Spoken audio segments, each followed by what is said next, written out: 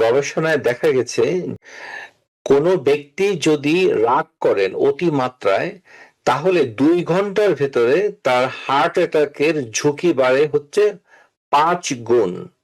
অর্থাৎ তার যদি আগে থেকে হার্ট অ্যাটাক হওয়ার কিছু প্রবণতা থাকে সেক্ষেত্রে হয়তো দীর্ঘদিন ধরে হচ্ছে না, নিয়ন্ত্রণে রয়েছে, কিন্তু শুধুমাত্র রাগ করার কারণে, রাগকে নিয়ন্ত্রণে না আনার কারণে তার হার্ট অ্যাটাকের ঝুঁকিটা ২ ঘন্টার ভেতরে, রাগটা যখন শুরু হলো সেই থেকে ২ ঘন্টার ভেতরে হার্ট অ্যাটাকের প্রবণতা অথবা ঝুঁকি ৫ গুণ, আর স্ট্রোক হওয়ার প্রবণতা বাড়ে হচ্ছে ৩ গুণ। রাগ কিন্তু এমন একটা বিষয়, এটাকে নির্মূল করা সম্ভব না, এবং রাগ থাকবে, এটা মানুষের একটা অনুভূতির প্রকাশ, কিন্তু সেটাকে নিয়ন্ত্রণে আনতে হবে, এবং যেটা যাতে করে আপনার স্বাভাবিক জীবনযাপন ব্যাহত না হয়। দর্শক এর সাথে আছি ডাক্তার সজল আশফাক। ডাক্তার খন্দকার তাহের, আপনাকে আমন্ত্রণ জানাচ্ছি আজকের অনুষ্ঠানে। আসসালামু আলাইকুম দর্শক শ্রোতা সবাইকে, রাগ ব্যবস্থাপনা অনুষ্ঠানে আমন্ত্রণ জানাচ্ছি ডাক্তার তাহের। তো ডাক্তার তাহের, আপনি জানেন যে আমরা গত পর্বে ব্যবস্থাপনার একটা বিশেষ বিষয় নিয়ে কথা বলেছি, মূল বিষয়গুলো নিয়ে কথা বলেছি, এবং যে আবেগগুলো আছে, কিছু আবেগ আছে মানুষের, সে আবেগগুলো থাকবে। বেশ কিছু আবেগ আছে, ৪টা আবেগ আছে যেগুলো আসলে এই রাগের সাথে ওতপ্রোতভাবে জড়িত। আপনি সেই বিষয়গুলোর যদি একটু অবতারণা করেন। দর্শক শ্রোতা, রাগ হচ্ছে নর্মাল ইমোশন, স্বাভাবিক আবেগ। এটি মানুষের মধ্যে যে ৪টি মৌলিক আবেগ রয়েছে: সুখানুভূতি, হ্যাপিনেস, তারপরে ভয়, ফিয়ার, তারপরে হচ্ছে স্যাডনেস, দুঃখ, দুঃখবোধ, আরেকটি হচ্ছে রাগ। এই ৪টি, এটি প্রত্যেকটি মানুষের মধ্যেই থাকবে এটি। এবং আমরা যে বিষয় নিয়ে খুব চিন্তিত, সেটি হচ্ছে অ্যাঙ্গার নয়, অ্যাংরি আউটবার্স্ট, অর্থাৎ যখন রাগ তার নিয়ন্ত্রণ হারিয়ে ফেলে। এই বিষয়টাই আমরা আজকে আলোচনা করব। জি, কিন্তু প্রশ্ন হচ্ছে যে এই যে অ্যাংরি আউটবাস্ট যেটা বলছিলাম আমরা, না, গত পর্বে আমরা বিশেষভাবে আলোচনা করেছি। তো এর সাথে কি কোনো অসুখ, বিশেষ করে শারীরিক কোনো সমস্যা বা কোনো মনোরোগের সংশ্লিষ্টতা আছে কিনা? আপনি যদি একটা, একটা করে বলেন। অত্যন্ত গুরুত্বপূর্ণ বিষয়টি ডক্টর আশফাক বলেছেন, যে এই যে মানে অতিরিক্ত রাগ, অ্যাংরি আউটবার্স্ট, এটির সাথে শারীরিক অসুখের কিছুটা যোগাযোগ রয়েছে, যেটি আমাদের অত্যন্ত গুরুত্বপূর্ণ। যে গবেষণায় দেখা গেছে যে অ্যাংরি আউটবার্স্ট, অর্থাৎ মাত্রা অতিরিক্ত রাগ এবং আস্ফালন, উত্তেজিত হয়ে কথা বলা এবং শারীরিক কিছু কর্মকাণ্ডে মানে নিজেকে নিপতিত করা, যেটি অনাকাঙ্ক্ষিত, এমন কিছু কথা বলা যেগুলো রাগের বহিঃপ্রকাশ, এরকম যদি হয় তাহলে মানে দুটো রোগের ক্ষেত্রে এটি ঝুঁকি বাড়িয়ে দিতে পারে। একটি হচ্ছে হার্ট অ্যাটাক। কোনো ব্যক্তি যদি রাগ করেন অতিমাত্রায় তাহলে ২ ঘন্টার ভেতরে তার হার্ট অ্যাটাকের ঝুঁকি বাড়ে হচ্ছে ৫ গুণ। অর্থাৎ তার যদি আগে থেকে হার্ট অ্যাটাক হওয়ার কিছু প্রবণতা থাকে সেক্ষেত্রে হয়তো দীর্ঘদিন ধরে হচ্ছে না, নিয়ন্ত্রণে রয়েছে, কিন্তু শুধুমাত্র রাগ করার কারণে, রাগকে নিয়ন্ত্রণে না আনার কারণে তার হার্ট অ্যাটাকের ঝুঁকিটা ২ ঘন্টার ভেতরে, রাগটা যখন শুরু হলো সেই থেকে ২ ঘন্টার ভেতরে হার্ট অ্যাটাকের প্রবণতা অথবা ঝুঁকি ৫ গুণ, আর স্ট্রোক হওয়ার প্রবণতা বাড়ে হচ্ছে ৩ গুণ। স্ট্রোক হতে পারে। এই একটা সম্পর্ক। আরেকটি সম্পর্ক হচ্ছে যে স্ট্রোকের সাথে রাগের একটি দ্বিমুখী সম্পর্ক আছে।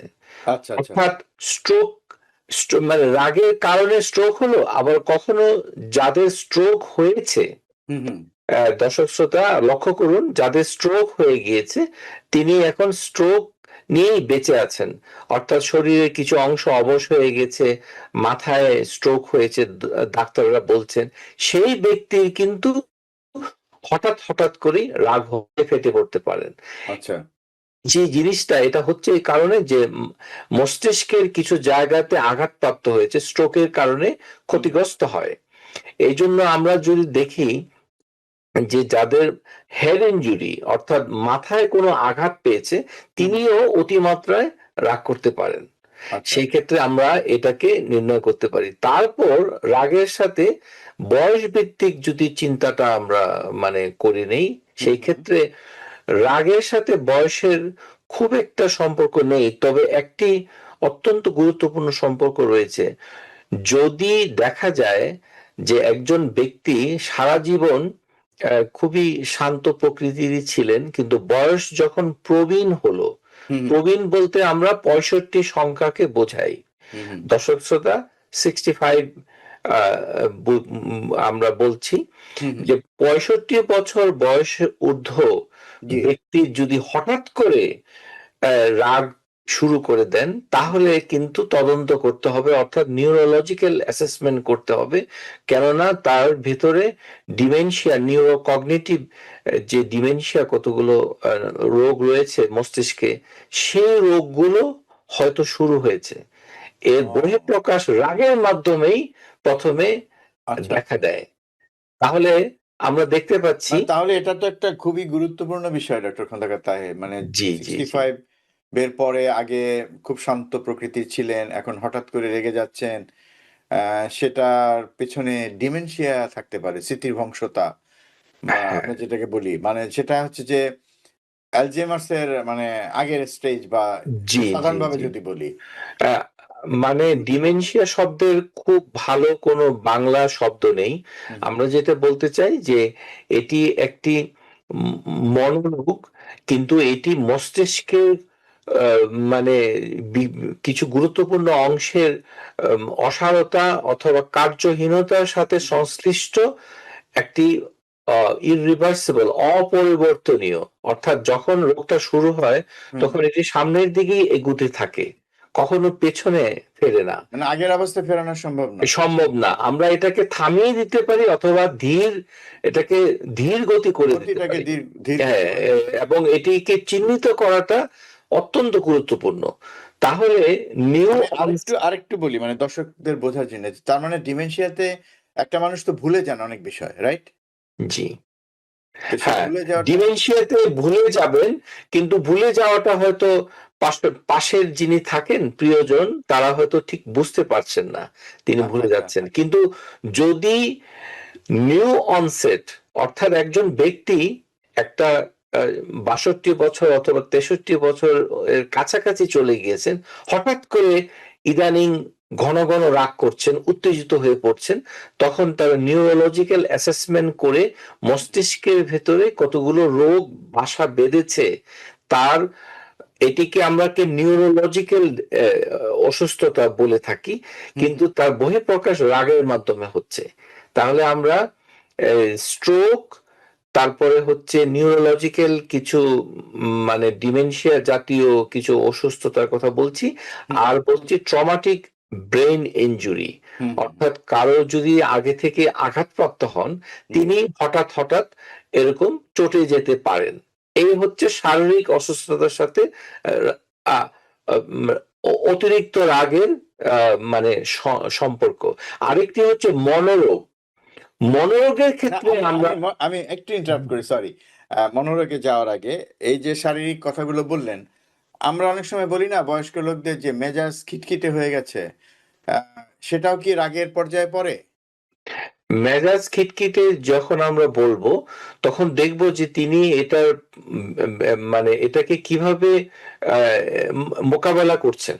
হুম, তিনি যদি অবস্থান পরিবর্তন করেন, কণ্ঠস্বরের মানে অনেক উচ্চতায় নিয়ে যান, হুম, হুম, তার শরীরের ভেতরে, আমরা তো আগে কি বলেছি যে রাগের বহিঃপ্রকাশ যখন হবে জি, তখন তার শরীর একটু মানে উষ্ণতা লাভ করবে, গরম হয়ে যাবে। গরম হয়ে যাবে। তারপরে শরীরের মাংসপেশিগুলো, হাতের পেশিগুলো, শক্ত হয়ে যাবে। মুখের পেশিগুলো শক্ত হয়ে যাবে। তিনি এমন অশ্রাব্য, অশ্লীল অথবা উত্তেজিত হয়ে কথা বলছেন যেটি কথা বলার কথা নয়। হাত পা ছোড়াছুড়ি করছেন। তিনি উত্তেজিত হয়ে মানে কোনো কিছুকে ছুঁড়ে ফেলে দিচ্ছেন, হুম, অথবা শারীরিক আক্রমণ করতে পারেন। এটি জি। এটি আসলে নির্ভর করে ওই ব্যক্তির মূল্যবোধের উপর। যদি দেখা যায় যে তার মূল্যবোধ ততটা দৃঢ় নয়, তখন তিনি আশেপাশের লোককে শারীরিক আক্রমণ করতে পারেন। তো বুঝতে পেরেছি। সেই ধরনের রাগ যদি নতুন করে শুরু হয়, হুম, হুম। দর্শক শ্রোতা, বুড়ো হওয়ার অর্থ এই নয় যে তিনি অতিরিক্ত মাত্রায় রাগ করবেন। তখন সেটাই। কিন্তু ভয়ংকর একটি রোগ তার মস্তিষ্কে বাসা বেঁধেছে। সেটিকে চিহ্নিত করে সুচিকিৎসার ব্যবস্থা করা হুম, হুম। অত্যন্ত জরুরি। সেটি হচ্ছে শারীরিক সম্পর্ক, আমরা আলোচনা করেছি। আচ্ছা, আরেকটা জিনিস ছোট্ট করে জানতে চাই। অনেকেই বলেন মানে এটার জানি না এটার পেছনে কোনো বিজ্ঞান ভিত্তিক প্রমাণ আছে কিনা যে ভাইরাল ডিজিজ বিশেষ করে কোভিডের পর বলছেন অনেকে যে অনেকের রাগ বেড়ে গেছে। এটা অনেকে বলে থাকেন এটা শোনা কথা। এর এ পেছনে কোনো বৈজ্ঞানিক ভিত্তি আছে? আ এটার রোগের কথা পেছনে যেহেতু বলছি আমরা।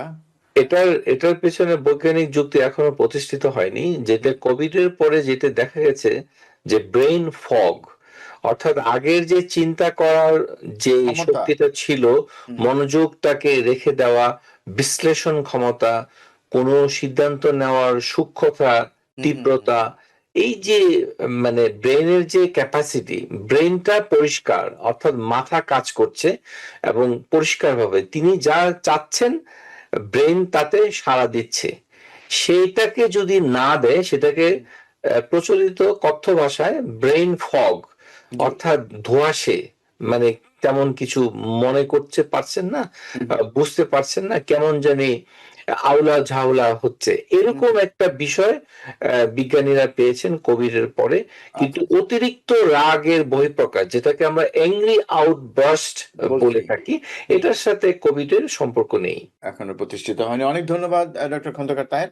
এবার মনোরোগ নিয়ে বলতে চাচ্ছিলেন। হ্যাঁ, মনোরোগ নিয়ে যেটা বলতে চাচ্ছি, আমরা সেক্ষেত্রে যেটা বলবো যে ১ম এ রাগ হচ্ছে যে মানুষের একটি মৌলিক অ্যা আবেগ, ইমোশন। হুম, এটা নিয়ে মানুষ জন্ম হয়ে থাকে। সুতরাং ৬ বছর, আপনি সবসময় ৬ বছরকে একটি সীমানা নির্ধারণ করুন। একটি শিশু ১ থেকে ৬ বছরের মধ্যে সে যদি চিৎকার করে উঠে, এ হাত-পা ছড়াছড়ি করে, অথবা মানে এমন কিছু কাজ করে যেটাতে বোঝা যাচ্ছে যে শিশুটি রাগ করছে। শিশুও কিন্তু একজন ব্যক্তি। শিশুকে শিশু বলে ভাবা ঠিক হবে না। ঘুমিয়ে আছে শিশুর পিতা সব শিশুরই অন্তরে। অর্থাৎ সে শিশু যেটা করে এটাকে আমরা টেম্পার ট্যান্ট্রাম বলে থাকি। এটা করার কারণ হচ্ছে শিশুর মস্তিষ্ক যেটাতে এক্সিকিউটিভ ফাংশন, প্রিফ্রন্টাল কর্টেক্স, এটা এখনো ম্যাচিউর হয়নি। এইজন্য তার ইমোশনটাকে রেগুলেট করার যে সামর্থ্যতা, এটি শিশুর গড়ে ওঠেনি। এই কারণে শিশু রাগ করে। সেটা হচ্ছে টেম্পার ট্যান্ট্রাম। এটা অতিমাত্রায় যদি না হয় চিন্তার বিষয় নয়। সুতরাং আমরা এটাকে তখন এটা একটি ভিন্নভাবে এটাকে ব্যবস্থাপনা করতে হবে। হুম, প্যারেন্টিং এর বিষয় আমরা এই আসরে এটি আলোচনা করছি না। আচ্ছা। তারপরে আমরা দেখব যে বছর ৬ থেকে ১৮, ৬ থেকে ১৮ 18। এই যে বয়সের শ্রেণী বিভাগ, এই এই ক্ষেত্রে দুটো অসুস্থতা হতে পারে। একটাকে আমরা বলি ইন্টারমিটেন্ট এক্সপ্লোসিভ ডিসঅর্ডার, আরেকটিকে বলি যে মানে মুড ডিসরাপ্টেড ডিসরেগুলেশন ডিসঅর্ডার। এই যে দুটো মনোরোগ, এটি এই বয়সে ৬ থেকে ১৮ ভিতরেই পাওয়া যায়। তো এই দুটো প্রায় কাছাকাছি। ইন্টারমিটেন্ট এক্সপ্লোসিভ ডিসঅর্ডারের মানে আক্রান্ত তরুণ কিশোর অথবা কিশোরী, অথবা এরকম যদি ধরে নেন, সপ্তাহে কমপক্ষে ২ দিন ভীষণভাবে রাগে ফেটে পড়ে এবং তিনি ৩টি কাজের সাথে জড়িয়ে পড়েন। একটা হচ্ছে ধ্বংস, ড্যামেজ, আসবাবপত্র, থালা-বাসন, কাপ-পিরিচ, যেই গৃহস্থালী যে বস্তুগুলো রয়েছে সেগুলোকে তিনি ছুঁড়ে ফেলেন। তারপর উত্তেজিত হয়ে তিনি কাউকে অথবা কোনো কিছুকে আঘাত করেন, শব্দ করেন। এরকম যদি দেখা যায় যে প্রতি সপ্তাহে 2 থেকে 3 বার করেন এবং এটি 3 মাস ধরে করছেন, তাহলে সপ্তাহে 2 থেকে 3 বার, আর উনি 3 মাস ব্যাপী করে যাচ্ছেন।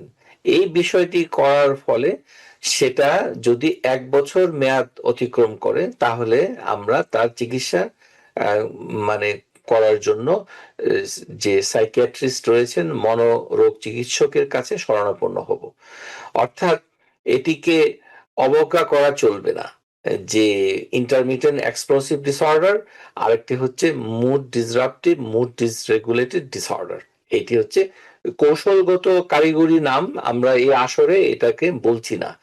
তারপরে হচ্ছে যে মানুষের পার্সোনালিটি, অর্থাৎ কোন ব্যক্তির ভিতরে এমন একটা ব্যক্তিত্ব গড়ে উঠেছে, এর ভিতরে কতগুলো ডিসঅর্ডার, অর্থাৎ এটি ব্যতিক্রম, তার ব্যক্তিটা নিজেই এরকম, এর ভিতরে হচ্ছে বর্ডার লাইন পার্সোনালিটি ডিসঅর্ডার, যেটাকে আমরা বলি সাধারণত ছেলে অথবা মেয়েদের ভেতরে এই পার্সোনালিটি ডিসঅর্ডারটা একটু বেশি পাওয়া যায় বলে গবেষণায় বেরিয়ে এসেছে। সেক্ষেত্রে তাকে বোঝার উপায় কি? সেটি হচ্ছে তিনি অ্যাবেন্ডনমেন্ট, অর্থাৎ তাকে অবজ্ঞা করছে, এটি তিনি সহ্য করতে পারেন না। আরেকটি হচ্ছে রিজেকশন, তার মতকে কেউ আমলে নেয়নি, মানে তার সাথে সে একটা কথা বলেছে, কথাটাকে আপনি অবজ্ঞা করেছেন। এই পরিস্থিতিতে তিনি খুব রিয়েক্টিভ হয়ে পড়েন, অতিমাত্রায় রাগে ফেটে পড়েন। মেয়েদের ভেতরে যারা বর্ডার লাইন পার্সোনালিটি ডিসঅর্ডার রয়েছে, তাদের ভেতরে অতিরিক্ত রাগ হওয়ার সম্ভাবনা রয়েছে এবং প্রায়ই রাগ করেন এবং রাগের মাত্রা হারিয়ে ফেলেন, চিৎকার করতে থাকেন, মাথার চুল হয়তো হয়তো টানবেন না, কিন্তু এমন একটা কাজ করেন যেটি অনাকাঙ্ক্ষিত, সেটি ব্যক্তি বস্তুর উপরে একটি ধ্বংসাত্মক পরিণতি বয়ে আনতে পারে। বিশেষ করে পাশ্চাত্যে যারা থাকেন, উচ্চস্বরে চিৎকার করলে অনেকে 911 কল করে, প্রতিবেশীরা করতে পারে, অথবা যদি রাস্তাঘাটে করেন তখন লোকজন জড়ো হয়ে যেতে পারে, অর্থাৎ তার কর্মক্ষেত্রে তিনি যদি এরকম করেন।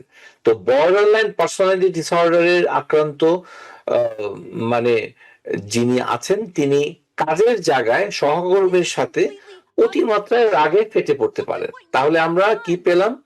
যে ডিসঅর্ডার, এটার ভিতরে খুবই রাগ হতে পারে। আরেকটি হচ্ছে যে অ্যাংজাইটি, যাদের অ্যাংজাইটি আছে, অর্থাৎ তিনি মানে খুবই আতঙ্কিত থাকেন। অ্যাংজাইটির সঠিক বাংলা কিন্তু নাই, যদিও বলা হয় উদ্বেগ, এটা অ্যাংজাইটি ওটা বোঝায় না। দর্শক শ্রোতা, মনোরোগ জানতে গেলে আপনাকে ইংরেজি ভাষার আশ্রয় নিতে হবে, বাংলা ভাষায় আপনাকে তেমন একটা সাহায্য করবে না, কারণ শব্দগুলো দিয়ে অসুস্থতাকে নির্দেশ করে না। এটি বলার জন্য আমরা বলে থাকি অ্যাংজাইটি এমন একটা অসুখ, এটা যদি থাকে নিয়ন্ত্রণ হারিয়ে ফেলে, তাহলে অ্যাংজাইটি ড্রিভেন অ্যাঙ্গার হতে পারে।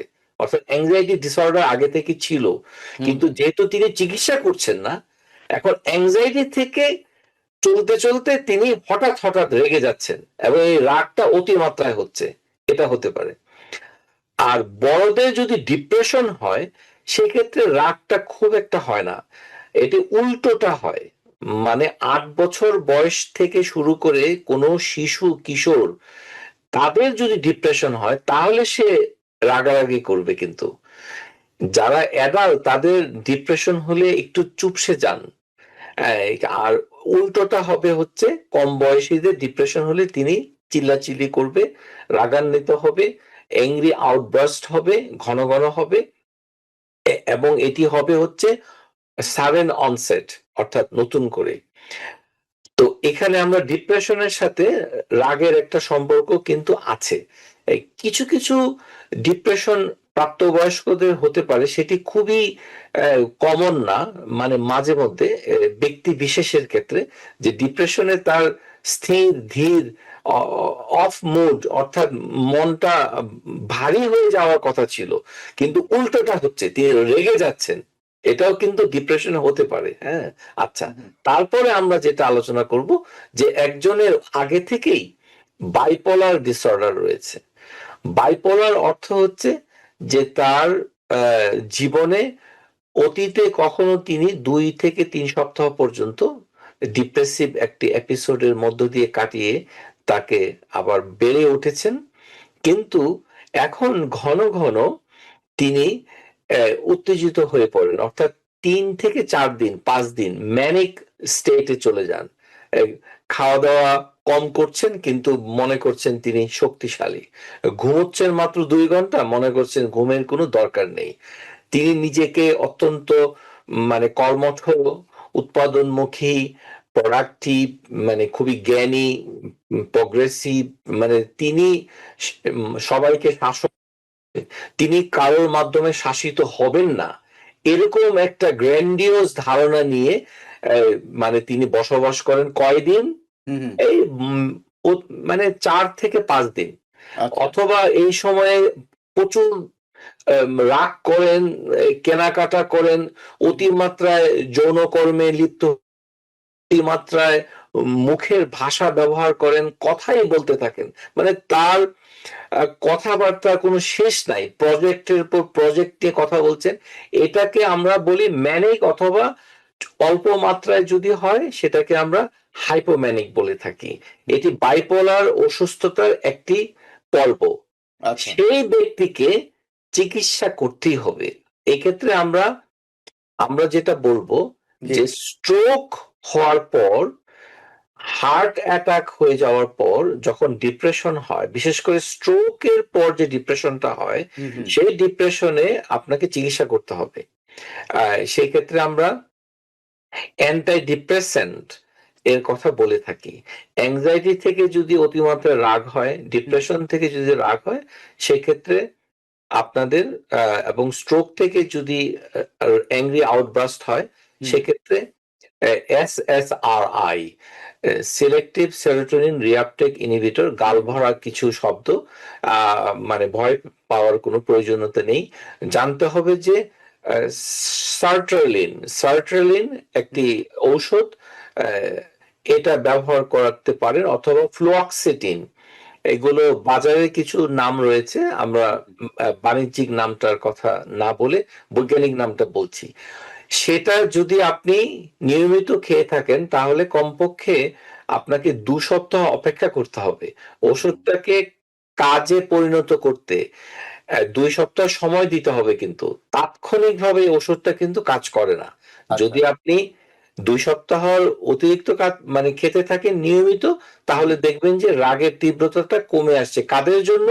স্ট্রোক হয়েছে যিনি রাগ করছেন, অথবা অ্যাংজাইটি থেকে যিনি রাগ করছেন, অথবা মানে তিনি মাথায় আঘাতপ্রাপ্ত হয়ে রাগ করছেন, তাকে এটা দিতে পারেন। আর যিনি রোগীর ক্ষেত্রে যদি তিনি রাগারাগি করেন, সেই ক্ষেত্রে তাকে মুড স্টেবিলাইজার, এটি দুটো শব্দ, যে মুড, মানুষের ভিতরে ইমোশন রয়েছে আর আরেকটি রয়েছে একটা মুড।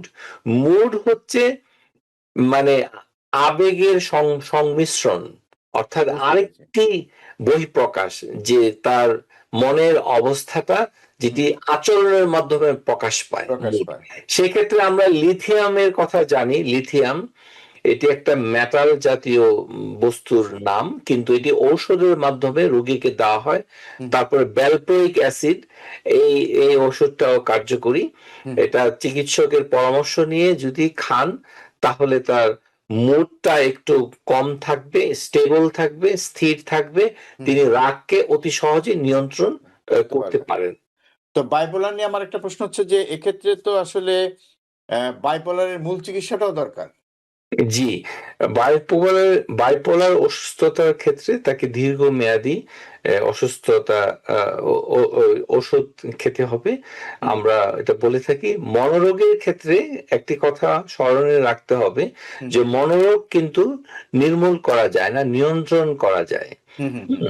অর্থাৎ একবার যখন রোগটা নির্ধারণ হয়ে গেল, নির্ণীত হয়ে গেল, ডায়াগনোসড হয়ে গেল, তখন এটাকে আমরা চিকিৎসার মাধ্যমে রিমিশন, অর্থাৎ উপশমহীন একটি মানে মেনে নেওয়ার মতো অথবা মানিয়ে নেওয়ার মতো অবস্থায় জীবনটা চালিয়ে যাওয়াটা উচিত, কিন্তু এটি নির্মূল হয়নি, যে কোনো একটি সময় জেগে উঠতে পারে।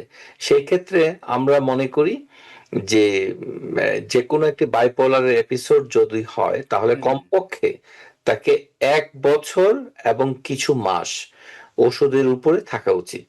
অর্থাৎ তিনি ভালো হয়ে গিয়েছেন, এখন তার ম্যানিক হচ্ছে না, হাইপোম্যানিক হচ্ছে না, সাথে সাথে তিনি ঔষধ বন্ধ করে দিচ্ছেন, তাতে কিন্তু কোনো লাভ হচ্ছে না।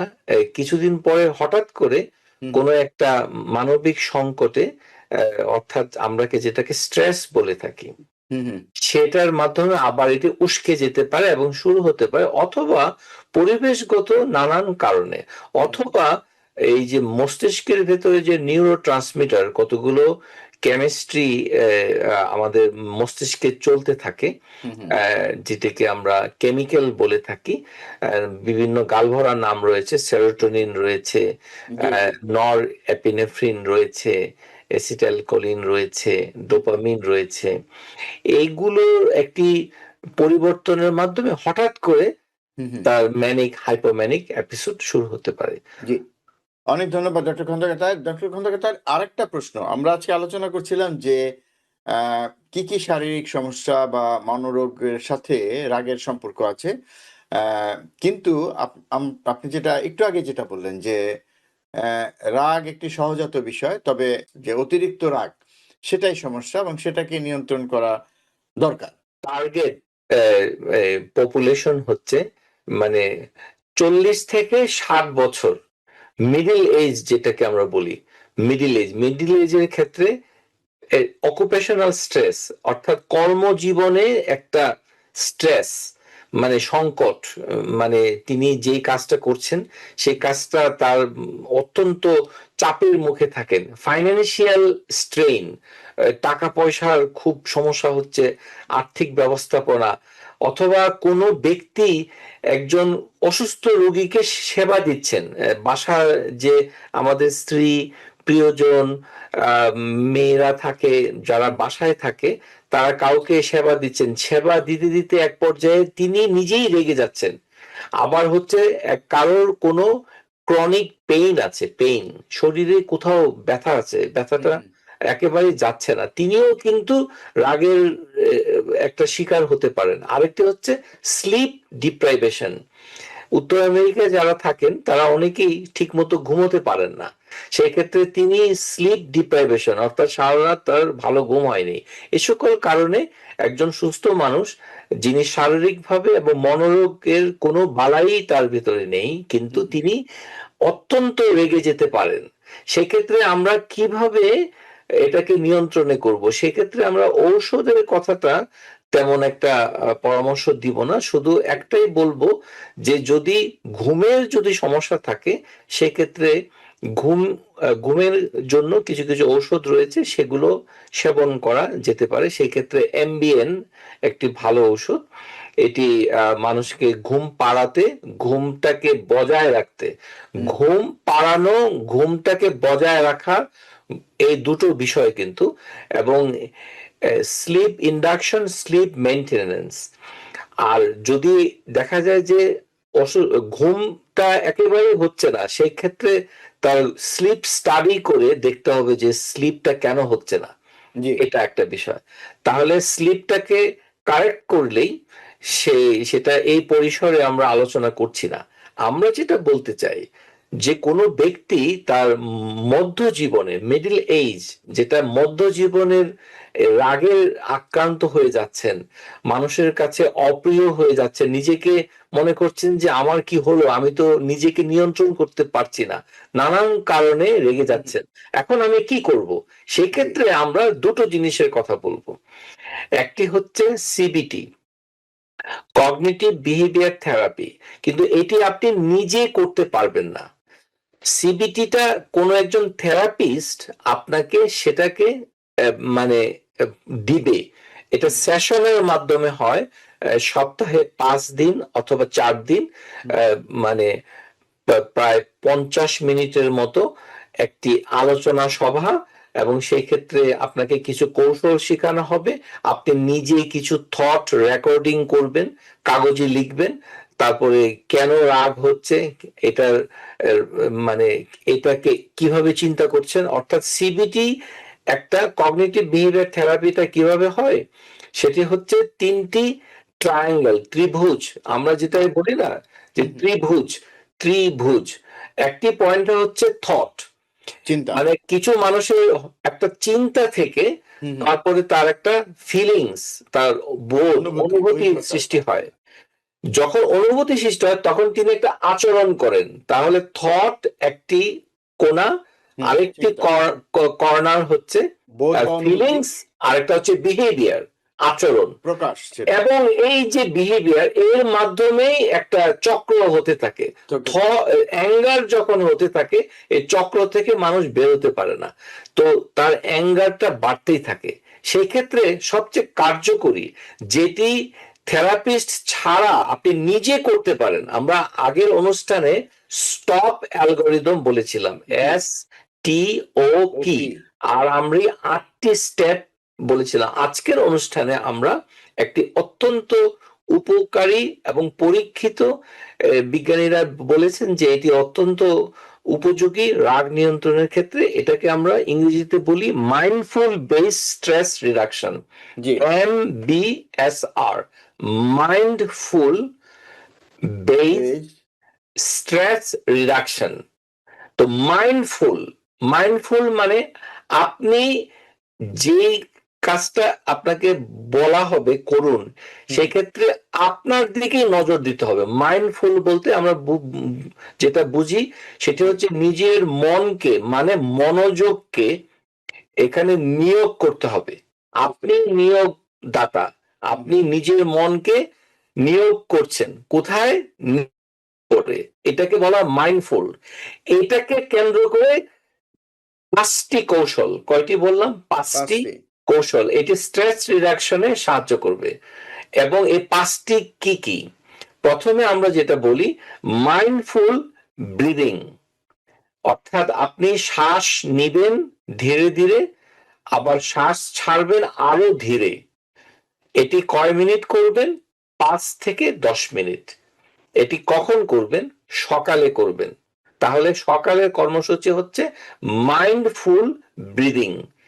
যখন মাইন্ডফুল ব্রিদিং করবেন সেক্ষেত্রে লক্ষ্য রাখতে হবে যে আপনার যদি শ্বাসের অন্য কোনো অসুস্থতা থাকে, যেমন অ্যাজমা যদি থাকে, সেক্ষেত্রে অ্যাজমা প্রতিষেধক নিয়ে কাজটি করুন। কিন্তু আপনি বসুন, বসে স্থির হন, মেরুদণ্ডকে সোজা করুন, তারপরে আপনি ধীরে ধীরে শ্বাস নিন। মাইন্ডফুল ব্রিদিং এর মূল বিষয়টা হচ্ছে আপনি শ্বাস যে নিচ্ছেন, শ্বাস যে ছাড়ছেন, এদিকে আপনি মনোযোগ দিন।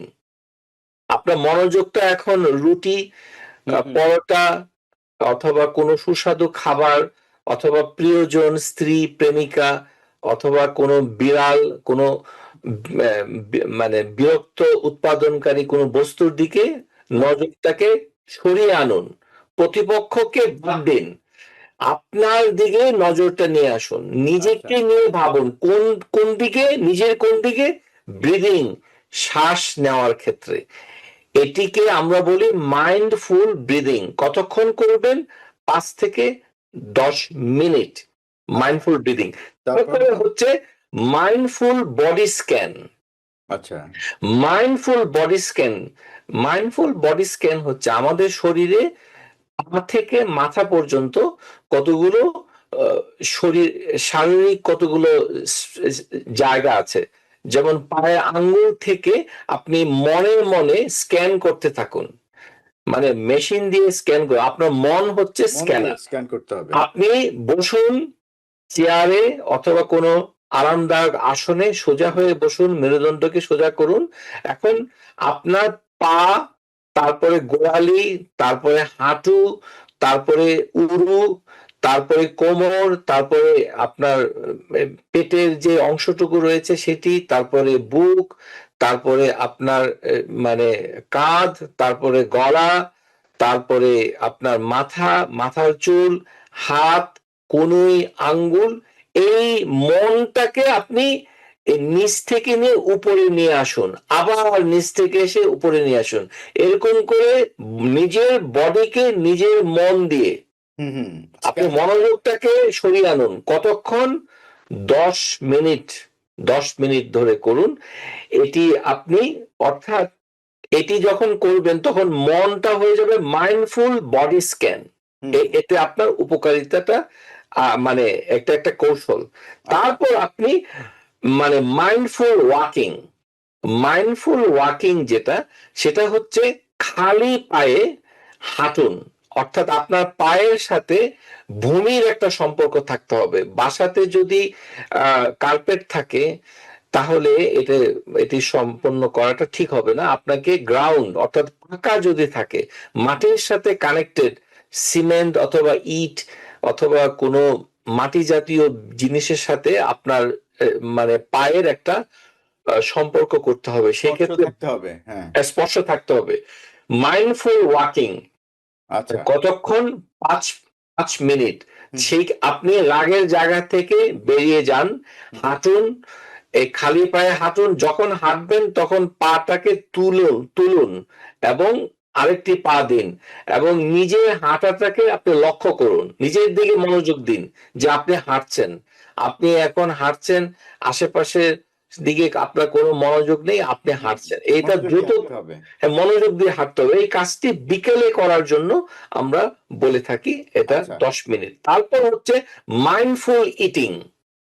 মাইন্ডফুল ইটিং হচ্ছে যে আপনার হাতের কাছে যেটাই থাকবে, ধরুন কিসমিস, ধরুন একটি মানে একটা অ্যাপল, ধরুন বাদাম, ধরুন স্বাস্থ্যকর কোনো খাবার, আপনি এটি মুখের ভেতরে দিয়ে দিলেন।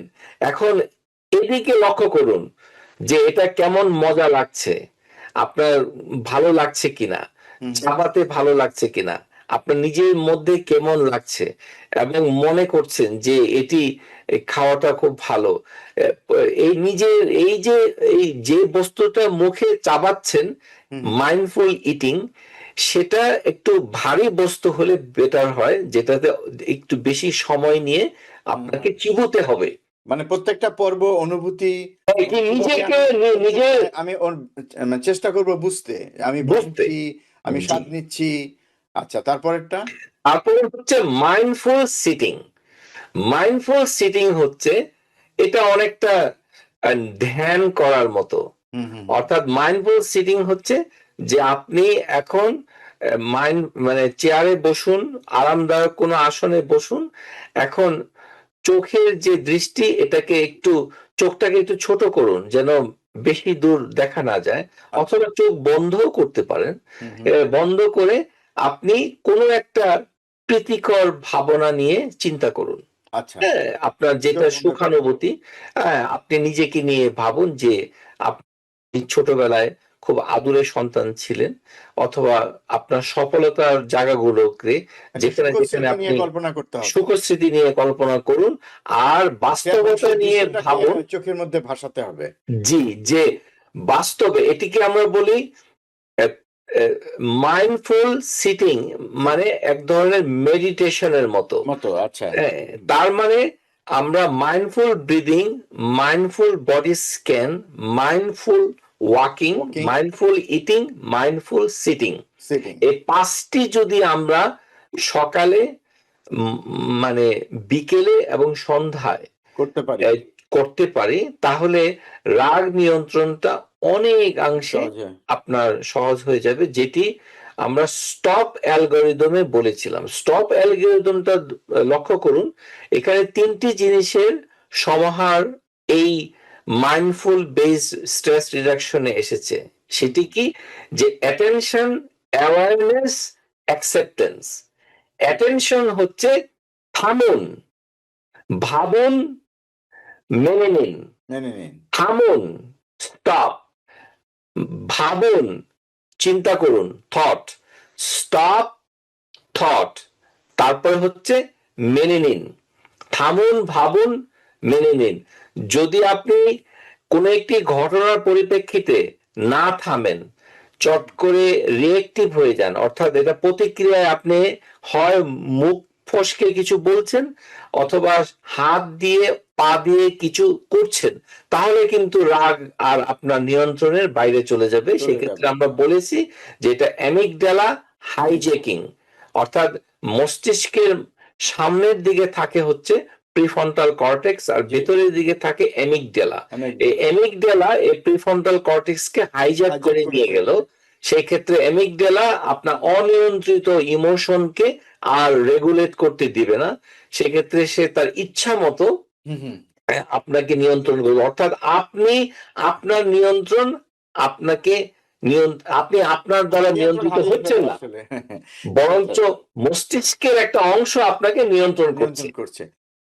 ডক্টর খন্দকার তাহের অনেক ধন্যবাদ। তার মানে যেটা বুঝলাম যে আমরা গত পর্বে যেটা আলোচনা করেছি স্টপ, এবং সেই স্টপের সাথে যদি আজকে আপনি যেটা বললেন যে মাইন্ডফুল বেস স্ট্রেস রিডাকশন, এটাকে যদি আমরা যোগ করতে পারি এবং এই প্র্যাকটিসটা যদি কেউ করেন, তাহলে আমার মনে হয় যে নিজেই নিজের রাগ, এই যে অতিরিক্ত রাগটাকে আমরা নিয়ন্ত্রণ করতে পারবো। আমার মনে হয় যে খুবই প্র্যাকটিক্যাল একটা আলোচনা হলো, যা থেকে রোগীরা হয়তো সরাসরি, রোগী আমি বলতে চাই না, তো রোগ না, তো উপকৃত হবেন। ডক্টর খন্দকার তাহের অনেক ধন্যবাদ। খুব প্রাণবন্ত ভাষায়, সহজ ভাষায় এই বিষয়গুলোকে তুলে ধরার জন্যে। আমার মনে হয় যে আমাদের দর্শকরা অবশ্যই উপকৃত হবেন। আমি দর্শকদের বলছি, আপনারা যদি অতিরিক্ত রাগ নিয়ন্ত্রণ করতে চান, এটা প্র্যাকটিস করুন। তাহলে আসলে আমরা তো আসলে সবার সাথে সুসম্পর্ক চাই, তাই না? তো আমি অযথা কেন কারো সাথে একটা বাজে সম্পর্কে জড়াবো? কাজেই রাগ যদি তার অন্তরায় হয়, আমরা সহজেই সেটাকে দূর করতে পারি, এবং আমরা সমাজ, পরিবার এবং অন্যান্য ক্ষেত্রেও, আমরা কর্মক্ষেত্রেও আমরা একটা সুন্দর সম্পর্ক, অনাকাঙ্ক্ষিত রাগকে আমরা পরিহার করতে পারবো। ডক্টর খন্দকার তাহের, আপনাকে আবারও ধন্যবাদ। আশা করি ভবিষ্যতে আমরা বিভিন্ন বিষয় নিয়ে আপনার সাথে আমরা কথা বলব। সবাইকে ধন্যবাদ। দর্শক, এতক্ষণ যারা আপনারা আমাদের সাথে ছিলেন, আপনাদেরকে অনেক ধন্যবাদ। আমরা চেষ্টা করেছি রাগ ব্যবস্থাপনা এবং এর সাথে কিছু বিষয় যেগুলো আপনারা প্র্যাকটিস করতে পারেন, সেগুলো আজকে আমরা আলোচনায় তুলে ধরেছি। সেগুলো যদি আপনারা অনুসরণ করেন, অবশ্যই আমার ধারণা আপনারা উপকৃত হবেন।